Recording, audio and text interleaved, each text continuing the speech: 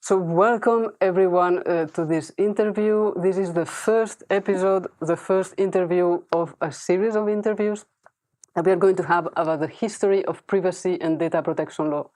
This is a collaboration between the European Data Protection Supervisor, the EDPS, and the Law, Science, Technology and Society LSTS Research Group of the Vrije Universiteit Brussel, VUB. I am Gloria González Fuster. I'm the director of the LSTS. And I'm really, really happy to be here with all of you. I'm at the EDPS physically, although it looks like a strange universe. And I'm connecting from Brussels with a guest that is a stellar guest. Our guest has been described to me as a hero by Professor Graham Greenleaf. He said, he's my hero. We are very pleased to have you with us, the Honorable Mr. Michael Kirby. Welcome to this interview. Thank you very much. It's a great pleasure. Thank you. And actually, to help me conducting the interview, we also have a very special guest, Professor Lee Bygrave. He's connecting from Oslo. He's a law professor at the University of Oslo and the director of the Norwegian Research Center on Computers and Law. So welcome, Lee. Thank you. Thank you. Thank you both very much for being here. The idea is that we will discuss the history of privacy and data protection law. We will discuss the important role of Mr. Kirby in the negotiations of the OECD Guidelines. But before, we also want to know a bit more about Mr. Kirby in general, and Professor Bygrave will give us a short introduction, because I know Mr. Kirby is a star in Australia, but not yet in Europe. So please, Lee, tell us more. Yes, well, thanks, Gloria. Briefly, Michael Kirby is the lodestar in the Australian legal firmament, and broadly admired for his tireless pursuit of promoting the public good, applying his brilliance in that respect. And amongst many of his merits, he's been Australia's longest-serving judge, ending his judicial career with appointment to the High Court of Australia, where he served from 1996 through until 2009.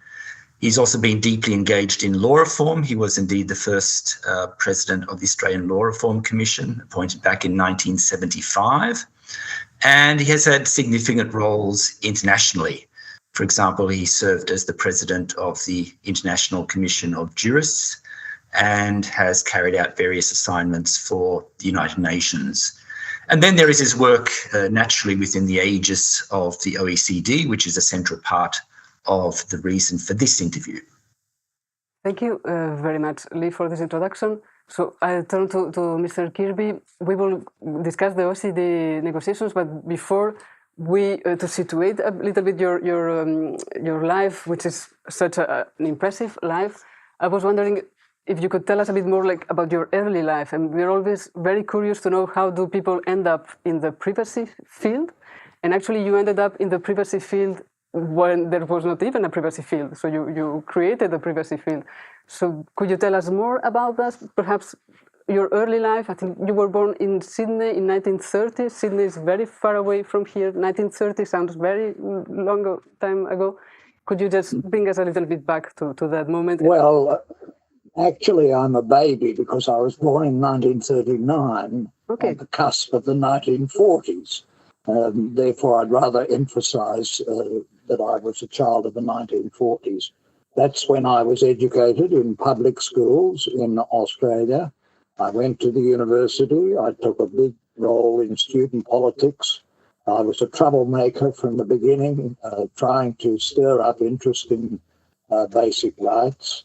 And subsequently, I became interested in privacy because I was appointed the first chair of the Law Reform Commission. This was a body modelled on a similar body that had recently then been created in England. And the Law Reform Commission had the task of reporting to the Federal Attorney General and through him to the Federal Parliament on areas of the law that needed change.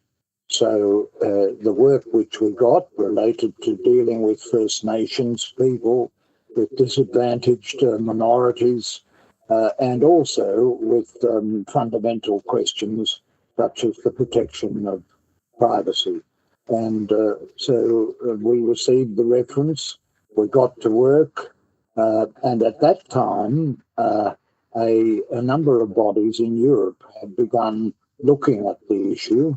The Nordic Council from, I think, 1969, and the Council of Europe, the European Community, the Council of the European Commission, as it then was, and we were assembled in Paris in 1978 to help the OECD, the transcontinental body of the richer nations of the world, to deal with this issue, which was important socially, but also important from the point of view of human rights.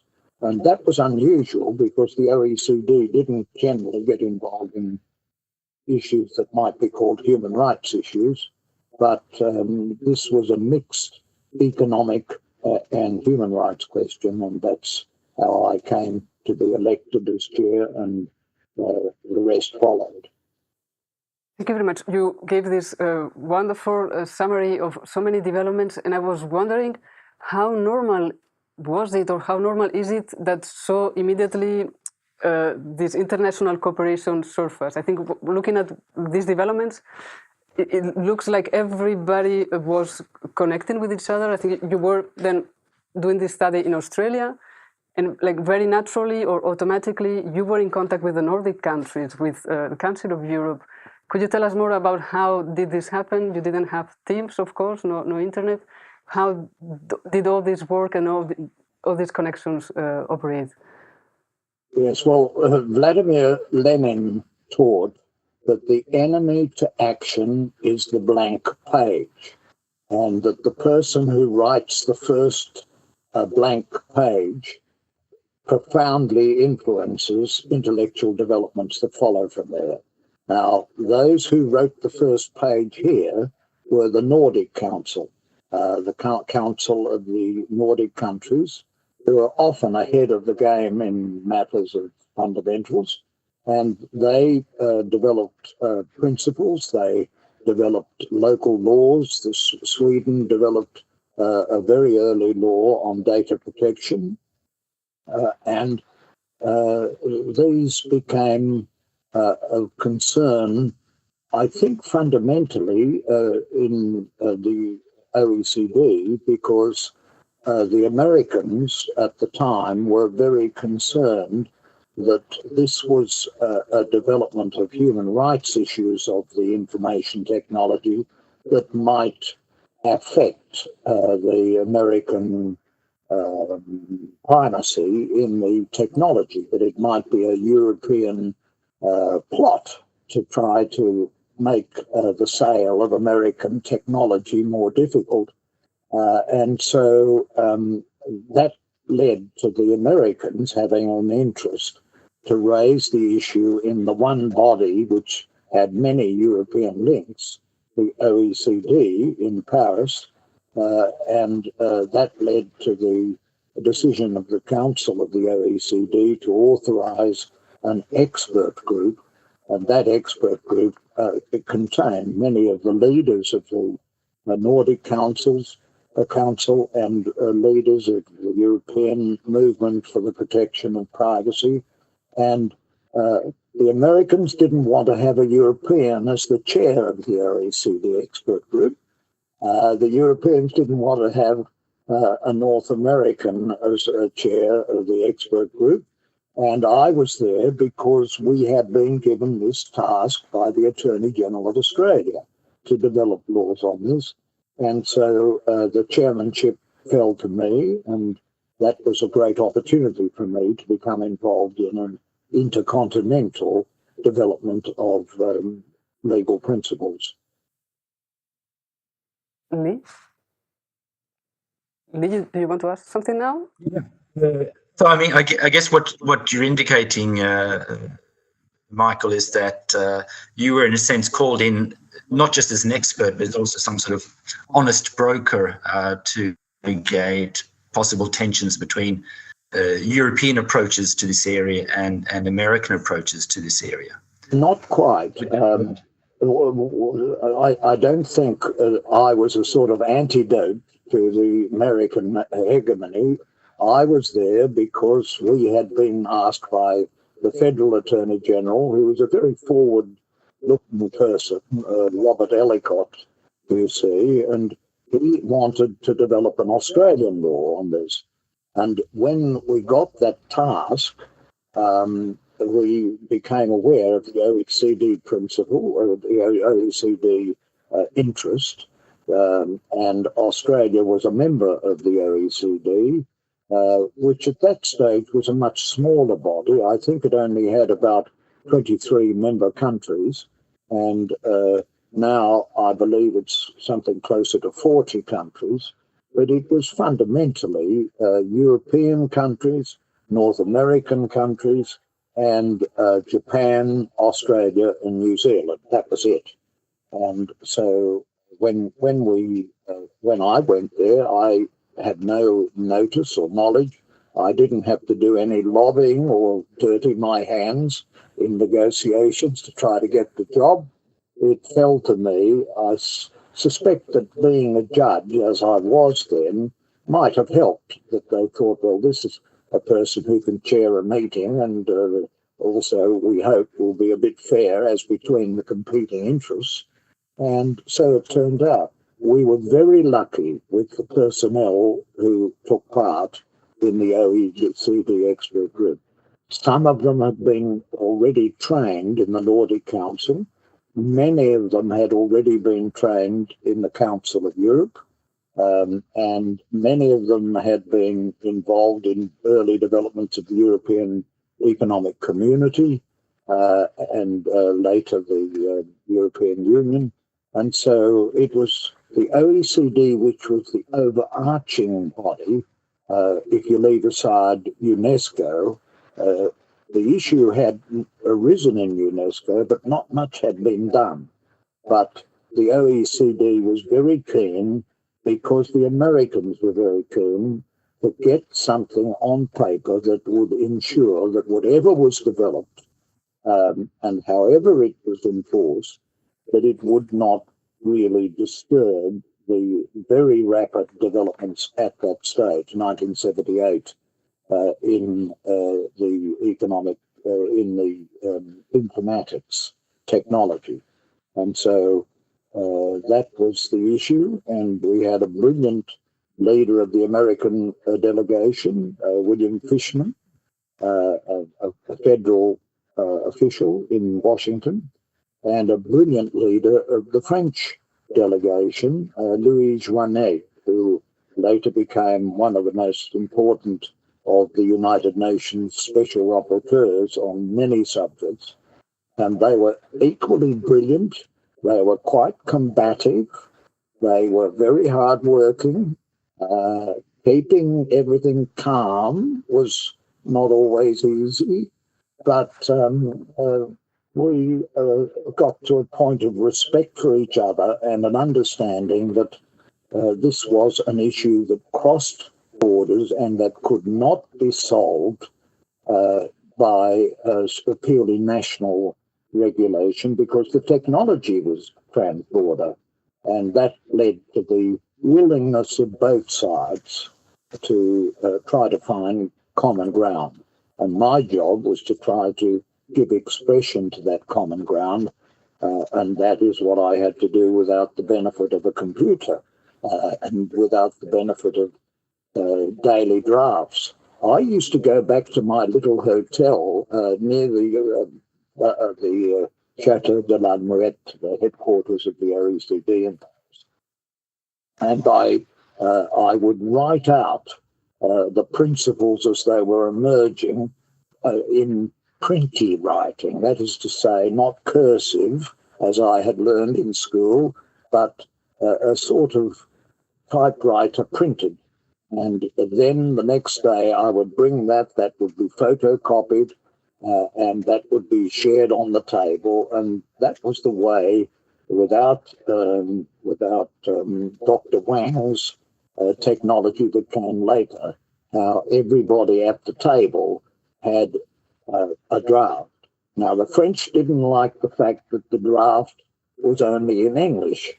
And on one occasion, Mr. Joannet said, "We will not participate unless there is a French draft. This is an OECD rule." And I said, well, we don't have the time to get the translation. And ultimately, he came back into it because there was a certain excitement of trying to solve this problem of something which involved an interactive technology, but a common economic and cultural and social problem. Thank you.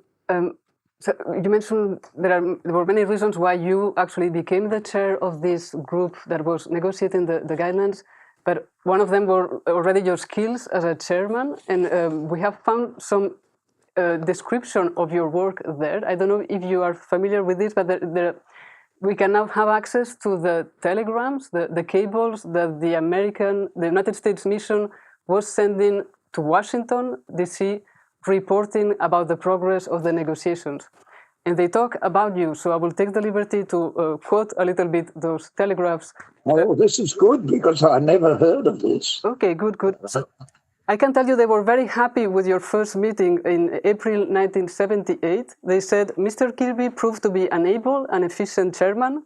The meeting was conducted in an atmosphere of cooperation and goodwill, and notwithstanding different emphasis and approaches, the group appears to have a good start." So they were very, very happy with this.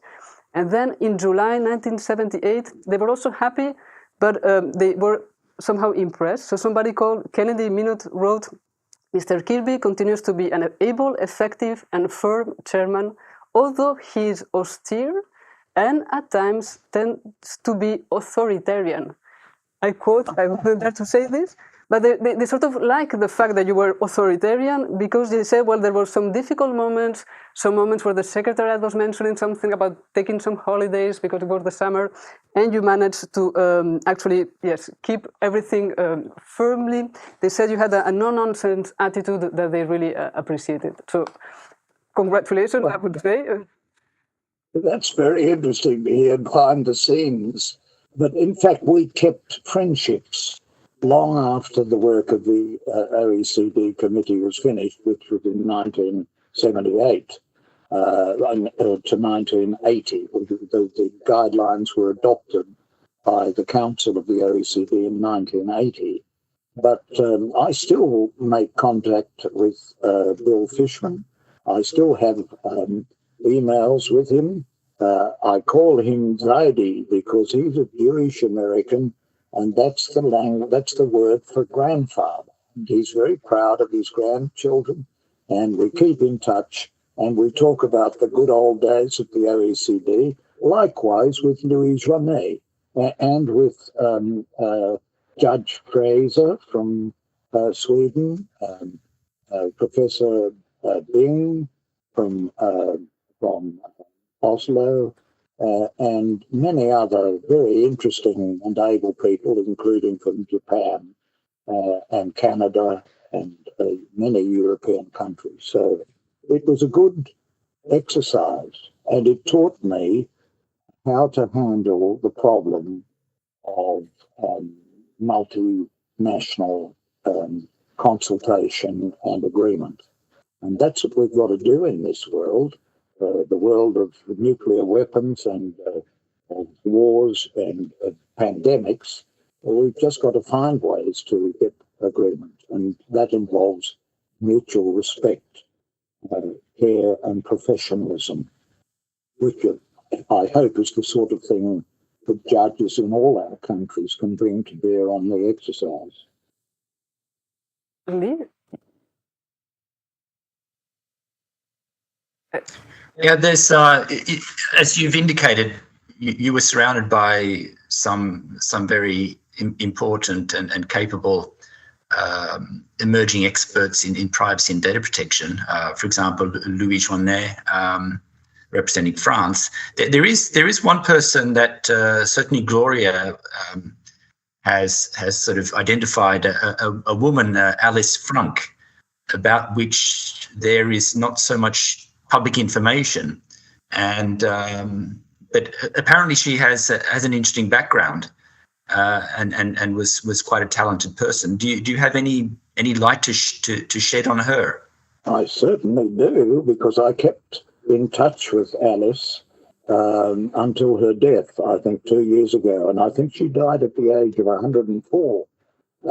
She was a long liver, but she had been the daughter of a judge in Germany at the time of the Nazi government, election to government, and her father decided that it would be best if she left Germany, and that happened, and she went to work in Paris. So she was perfectly trilingual. She spoke perfect French, perfect German. German was her Muttersprache, but she was also perfect and beautiful in English. Her English was really very, very beautiful. And anyway, she was a very good drafter.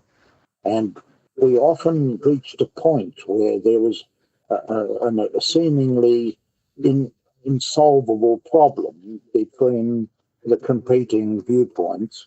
And Alice would work with me and with Hans-Peter Gassmann, who was the OECD senior official working with the committee, and Peter Seipel, who was the senior expert, who was Swedish, working with us.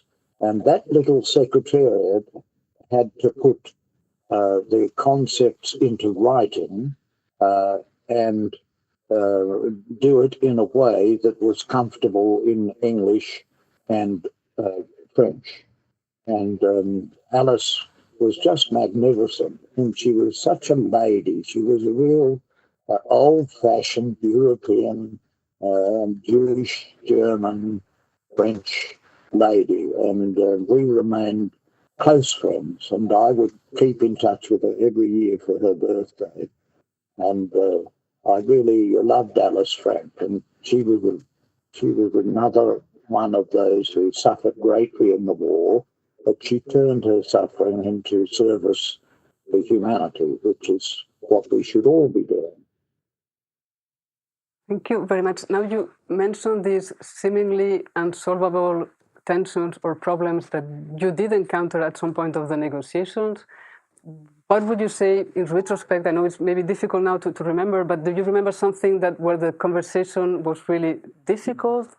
Was it about the principles of privacy? Was it about transborder data flows? What would you say was the discussion seemed more difficult? Transborder data flows was really the impetus for us to find a solution, because everybody realized that if the Europeans went ahead with laws, and especially if they could reach agreement with each other, that would put very great pressure on the United States, which then, and perhaps now, was the chief manufacturer of the new information technology. And the issue of transborder data flows and finding a solution to it was not really a matter that we disagreed with. And when it came to the actual privacy principles, there we had the great advantage of the work that had already been done by the Council of Europe and the experts of the Council of Europe. The two conventions that had been drafted, they could be used to try to discern the principles. So our work was to pick up the principles from the European Convention and to pick up the concept of transborder data flows and to meet the needs of Japan and the United States and to some extent the other Anglo-Celtic countries. and to find a marriage that would be acceptable to both sides. But we didn't do a perfect job, because if I look back on it, the principle that if you there is an echo here, it can be removed. That if you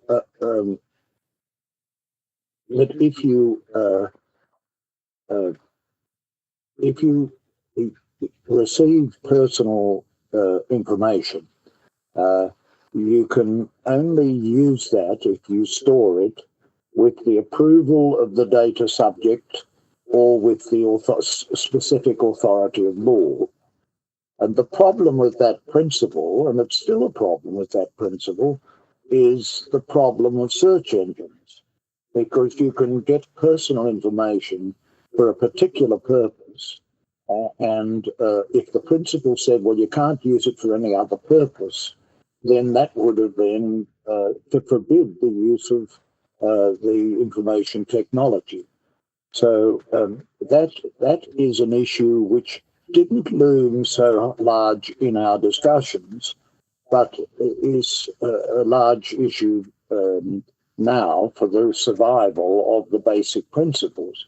It was a good principle in 1980, but when search engines came along and became so prolific and so beneficial, the idea of going back and saying, well, sorry, you collected this personal information, you must not use it except with the approval of the data subject or with specific authority of law. You mustn't use it for any other purpose. That would have been fatal to the endeavour to get a common ground, because the Americans would never have agreed to that, and they would have defended the search engine and its great economic value. And the Europeans kept making the point, look, you Anglo-Saxons, you didn't go through what we went through during the war. We went through the misuse of personal data. We know this up close. Remember, we're talking about 1978. 1978 is not that long after the Second World War concluded. And the Europeans were of one voice, and they were motivated, and they were strongly motivated by the experience that their countries had gone through. And I think Joannet was very powerful in getting that point over to Bill Fishman and to the Japanese and to other participants. And that led to the recognition of the need for principles, but also the recognition of the need to deal with transport of data flows, but also the recognition to keep your feet on the ground and be practical and have principles that would not impede the great utility, which even then was manifest, of the information technology that was being developed, and the money and the industry and the employment and all the other advantages of informatics. Really? I guess a lot of that European concern that was coming out of World War II, first-hand experiences of fascism and other forms of authoritarianism, was also being channeled, as we all know, in the work on what became Convention 108, the Data Protection Convention of the Council of Europe. And it is remarkable that you had the OECD Guidelines work happening at roughly the same time as you had parallel work on Convention 108. And we know that the two respective working groups, one of which you led, were in quite close contact with each other. Certainly once your work started happening. But was there any planned coordination of efforts between the two intergovernmental organizations before the expert groups were established? There wasn't a planned discussion in relation to the European principles of, when was it, 2010 or thereabouts. because remember, we were working in 1978-80. This is very early in the development of global principles of privacy. We were there at the creation. But one of the members of the expert group was Dr. Hondius, Frits Hondius, from the Netherlands, who was a leading light in the Council of Europe. And he understood where the Americans were coming from. You see, the problem for the Americans, and it's still a problem for America engaging with the world, is that if it's a convention, if it's a treaty, if it is binding, it has to be approved by the Senate. It can't just be adopted by the government. It has to get the approval of the Senate, and that's not all that easy in the American system. It spelled the death to the Treaty of Versailles and to the establishment of the League of Nations with an American participation. So this was the difficulty. We kept in touch with the Council of Europe. We kept in touch with with those in Europe who were already working in the Nordic Council, and I believe in the earliest days of the involvement of the European community, the economic community. But we weren't really there when the steps were taken by Europe to lay this down in conventions. The Americans would not agree to a convention. But in the end, as you can see in the OECD guidelines, we effectively said, look, we've got a problem. We can get an agreement on the principles. How each country will adopt the principles and enforce them is very much influenced by their constitutional arrangements, by their legal traditions, and by what they can get through the politics of their country. And that's why, in the end, the OECD guidelines were very valuable, because they provide the bridge to the Nordic Council and to the Council of Europe and to the early work in the EUC and to the Americans and the Anglo-Saxon countries, which had much more confidence in relying on business consensus and relying on teaching about privacy and involving the education about privacy, which interestingly has become much more important in recent years in the European Union. You can have a document and you can even have a convention, but unless you teach people what you're trying to do, why you're trying to do it, how it fits into your culture and your traditions, and how it can be best done in your society. And that was the value. The OECD was the bridge. We were the great bridge between the countries like the United States, Japan, and Canada, Australia, and New Zealand, which were a bit suspicious of conventions, and the Europeans who said, we want a convention because otherwise nobody's going to take it seriously and nobody's going to obey it. And we know what happens when that happens, because we've just been through all this. This is fresh in memory for them. Thank you. I think for what I hear, you do have a nuanced assessment of the contribution of the OECD guidelines, so many positive developments, also perhaps some missed opportunities. I think, Lee, you wanted to also ask a question about this, about how can we look at this legacy? Yeah. I mean, as you're saying, Michael, the OECD guidelines were a type of bridging endeavor, which were remarkably successful. I guess they could also be seen as an exemplary case of the way in which soft law is able to engender hard law, because as we all know, the OECD guidelines end up being very, very important for the adoption of hard law legislation in many countries around the world, including Australia. Do you think these two things are the main legacy of the guidelines, both the bridging of, let's say, cultural regulatory differences and the stimulation of legislative development, or other dimensions to their legacy? Well, I went back on the 30th anniversary of the OECD guidelines, and I was looking again at the speech I made in the about the follow-up to the OECD guidelines. And basically, I should feel very proud that they've not interfered with the fundamental principles. But I don't feel all that proud, because there are some of the fundamental principles, such as the use limitation principle and the Google facility, that really do need a fundamental rethinking. And that hasn't happened because the fundamental principles have been kept, and attempts to get them changed have been rebuffed.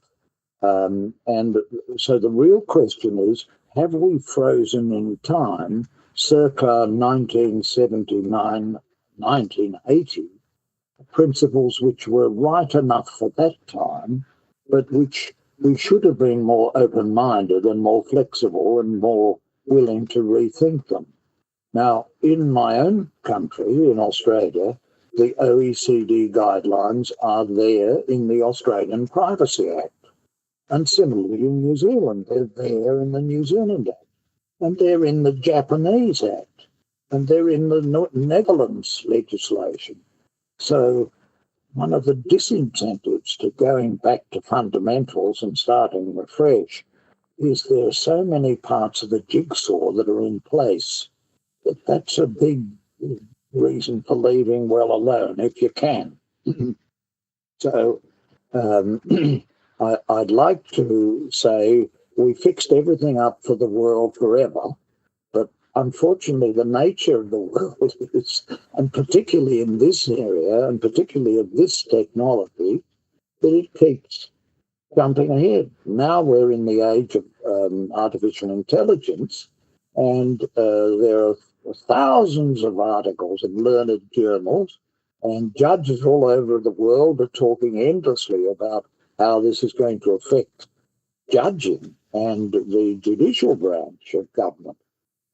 And so lots is happening, but the OECD basic principles sail on majestically, untouched by human hand, because it's just too difficult. And they still are basically good and relevant, and the value is that so many countries, including the United States, often in informal ways, have accepted, and that governs the personal information in airline bookings and other things that are universal, and it's therefore very important and very valuable to have universal principles.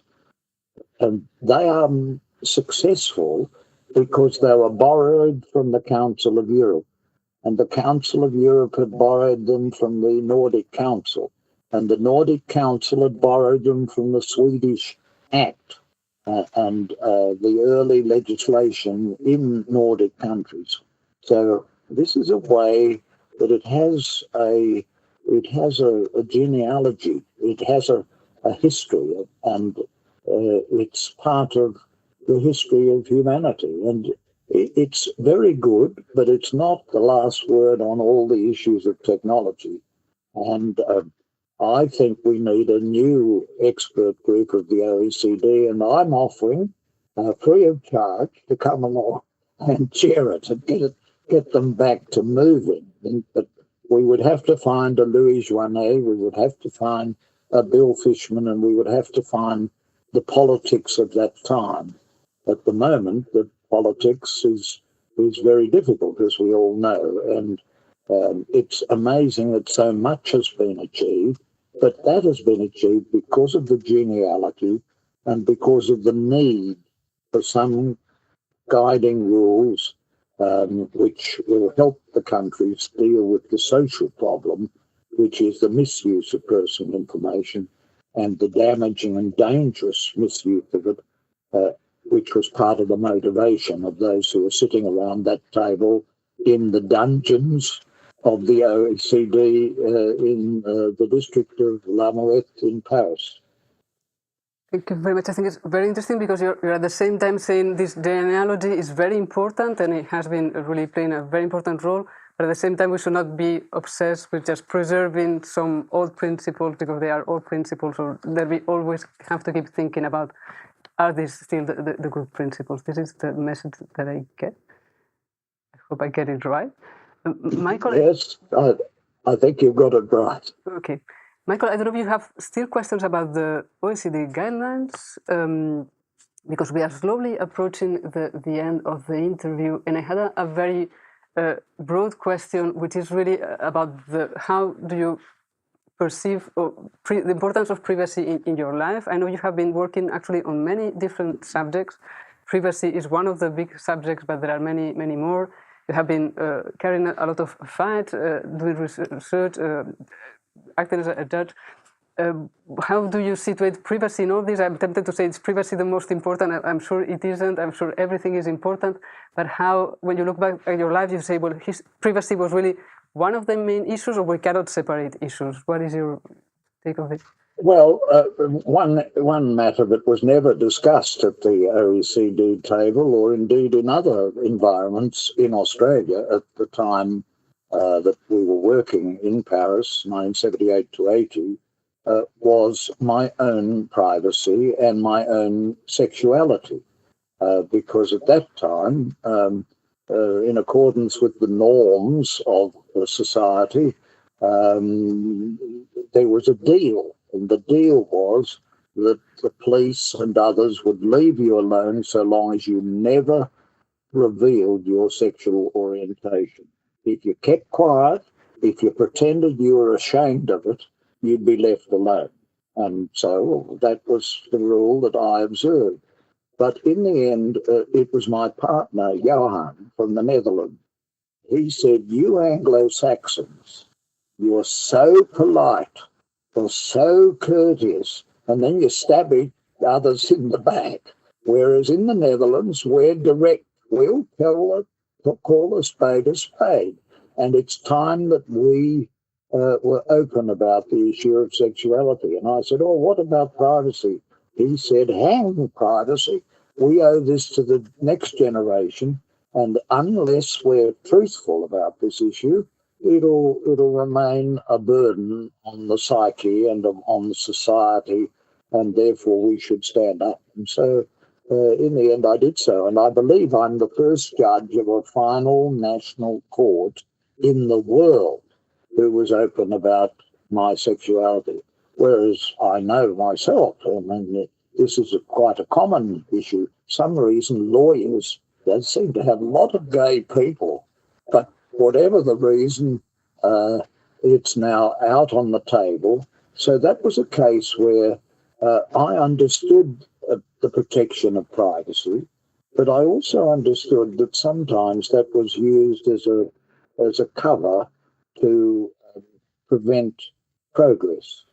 And so there is a constant battle between keeping things private, but keeping things open that need to be made open.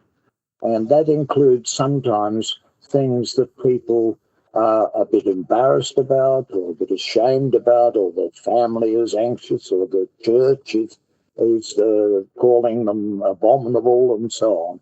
So I was never ignorant about that balance between utility of protecting privacy and courtesy in protecting privacy, which are quite important things in English-speaking countries.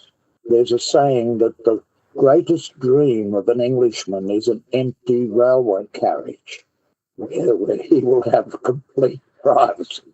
And so I understood all that because of my own life, but I also understood that what Johan was saying was right.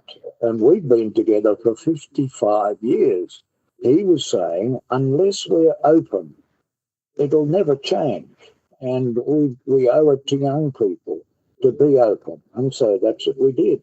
So there is a good microcosm of the battle between keeping things private, but being truthful about science and about reality and about genetics and about all the other features.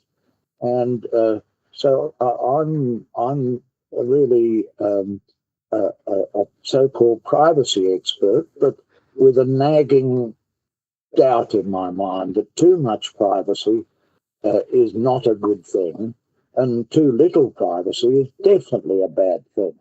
And the human right to privacy has to balance the social utilities, but at the same time balance the human dignity. The first article of Eleanor Roosevelt's Universal Declaration of Human Rights is, all persons are born free and equal in dignity and rights. Dignity and rights.